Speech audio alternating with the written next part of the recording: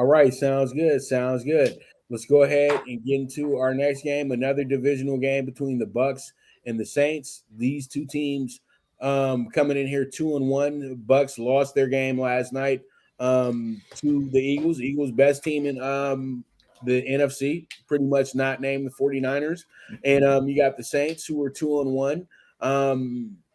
Coming off of a could have been 3-0, but once again, Derek Carr brought his mojo over of losing double-digit games, even though he was put out of the game. Still, the stigmatism of double-digit leading games has walked over with Derek Carr.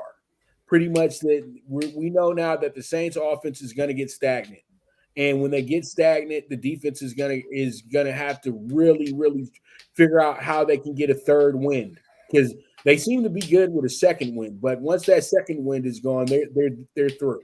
And now it's like, okay, now you kind of can start seeing what people were complaining about in Vegas. You know what I mean? So Bucks Saints have became a very fun rivalry, but is it going to still be a rivalry since we don't have Breeze and Brady anymore a part of it?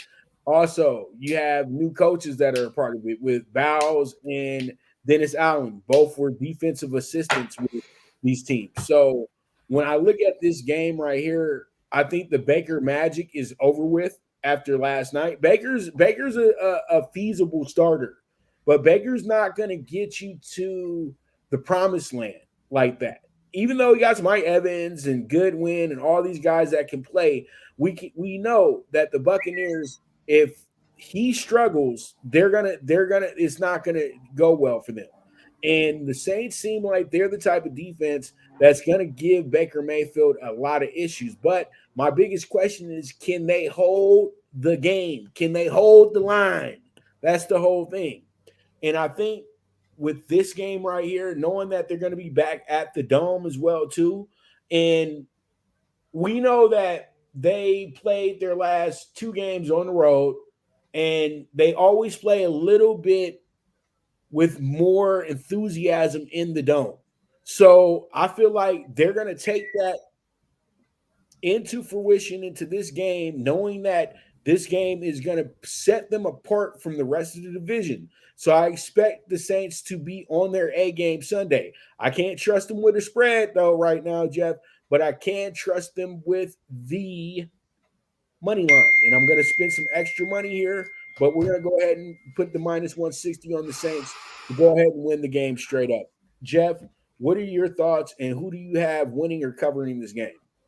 Again, Monday nights, short week, so hard. You're going into a hostile environment in New Orleans. A team that had a 17-0 lead, obviously in Lambeau, and end up losing 18-17.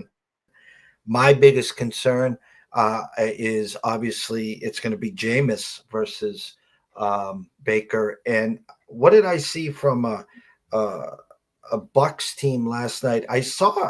I was impressed with Baker. This Philadelphia team on both sides of the ball is a beast right now, and they haven't even started to play their best ball, which is scary. If you don't have any futures on Philly, might be a good time to start adding them to your portfolio. But I think Rashard White, Godwin, Mike Evans, Kate Otten, I think offensively they can keep up. It's which defense prevails, which quarterback wins the turnover battle. I think I'm asking a lot here, but I bought the hook. I'm going to take the Bucks plus 3.5, and actually lean Baker over Jameis here. I had a 3 with a 38.5. It's up to 40 now, 40.5 at South Point with a 3. Listen, we'll go basic math here. 21-17, 21-18. If the Bucks can get to 20 pops, I think they cover the game. If they get to 23, I think they win the game outright, which would be a shocker. But I'm going to take Baker over Jameis here, and I'll make sure that we come back to this next Tuesday. But give me the Bucks plus the 3.5 here. All right, sounds good. I think I'm just doing revenge